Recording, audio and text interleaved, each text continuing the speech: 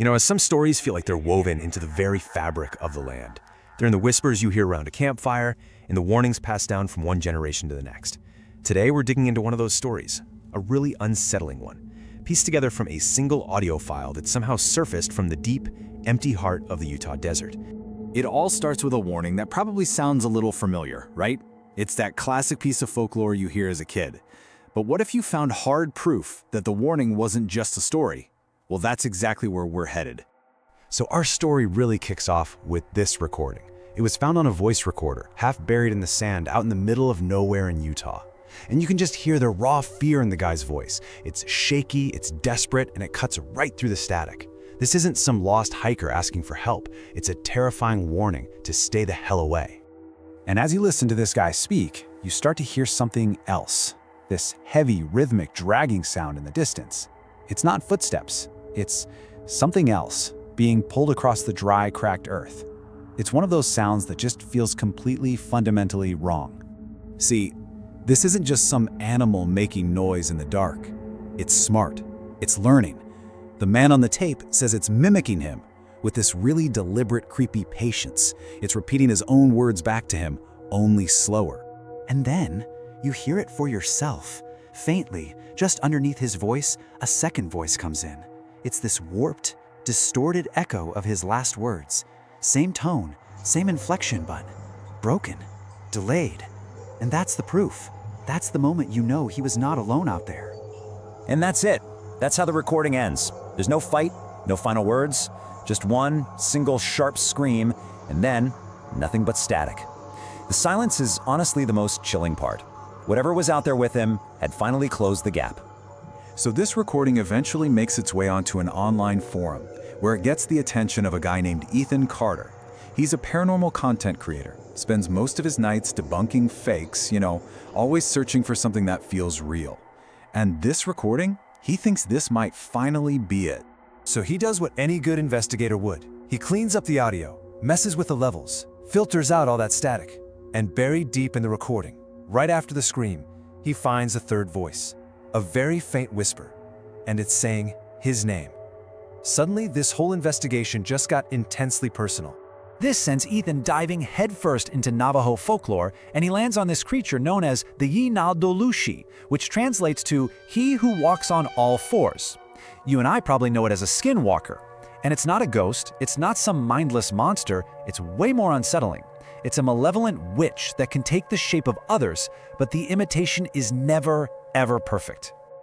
So as Ethan keeps digging, he starts putting together a sort of rule book for this thing. A list of behaviors from the legends that line up perfectly with what was on that recording. It mimics voices, it moves in unnatural ways, it shows up where it shouldn't be, it watches from a distance, and most importantly, it calls out to you first. It's like it's testing you.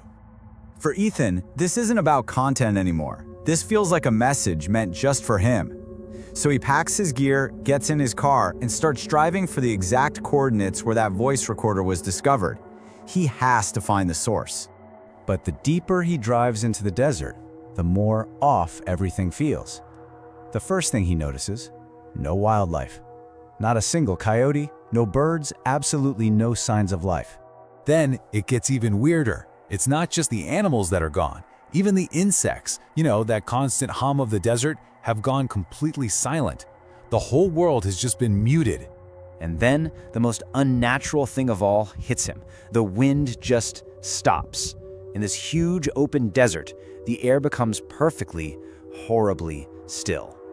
He's driven into a place where it feels like nature itself is holding its breath. It's a total dead zone. Just this oppressive quiet that feels heavy, like it's waiting for something to break it. He sets up his camp, and the crackling of his little fire is the only sound for what feels like 100 miles. And then it happens. A voice, coming from the darkness just past the light of his fire. It's soft, it's familiar, and it calls his name. The first rule of the hunt has just been checked off the list.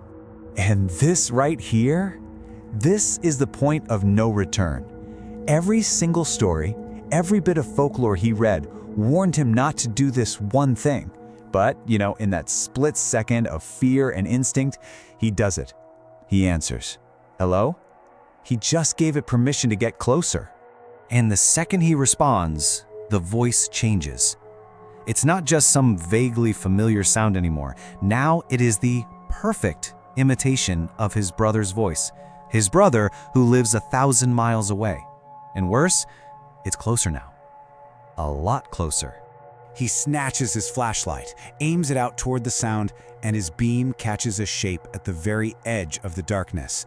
And its proportions are just all wrong. It's way too tall, impossibly thin, exactly like the legend said it would be. And it doesn't move like a person, or even an animal. To come out from behind a bush, it doesn't take a step forward. It just leans sideways, like its body can bend in ways a human body was never, ever meant to. Rule number 2, unnatural movement confirmed. His flashlight is locked on these two unblinking eyes just watching him from the dark. The thing is right there. And then he hears his name again, whispered in his brother's perfect voice. But something is terribly, terribly wrong. And he realizes, with this sickening jolt of adrenaline, the voice isn't coming from the tall, thin shape in front of him. His ears aren't playing tricks on him. The sound is coming from somewhere else. That whisper, it's coming from directly behind his head, in the empty space between his back and the campfire. The thing he was watching was never the real threat. It was just a distraction. And that's where Ethan's story goes silent, leaving us with this one final, terrifying question. The whole hunt was never about finding the monster out there in the dark. It was about realizing it was with you the whole time.